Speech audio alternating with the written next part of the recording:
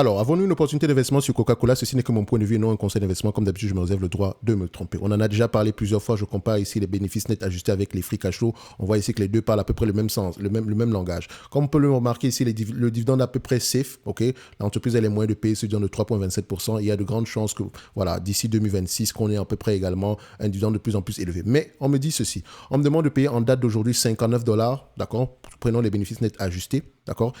On remarque ici que les années sont tendance à faire de bonnes prévisions. Ici, on me demande de payer en date d'aujourd'hui 59 dollars pour un business qui pourrait me rapporter à peu près 3,23 $ d'ici 2026, ce qui revient à peu près à un rendement potentiel de 5,47% par rapport à mon prix d'acquisition. Et si on paye un business à 20 fois les bénéfices, ça veut dire ici qu'on a que depuis demander un rendement de 5%. Donc, quand on fait à peu près 25 fois ce montant, si multiplié par 20, on arrive à peu près aux alentours ici de 64 dollars. Donc, l'entreprise ici serait légèrement sous-évaluée et ça prend en considération une légère croissance. Mais n'oubliez pas, il rachète également ses actions, etc. Je pense qu'on a fait le tour sur cette compagnie Coca-Cola. On peut également voir ici le retour sur le capital investi, assez élevé.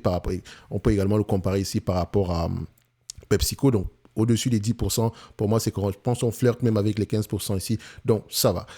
Pour moi, en date d'aujourd'hui, Coca-Cola est légèrement sous-évalué. Je dis bien légèrement sous-évalué. OK? Ce n'est que mon point de vue et non un conseil d'investissement. Comme d'habitude, je me réserve le droit de me tromper. Mais ça, c'est uniquement sur le plan quantitatif. Maintenant, on doit questionner la croissance, etc. OK? On peut également vérifier si est-ce que les années sont tendance à faire de bonnes prévisions sur ce genre de business-ci.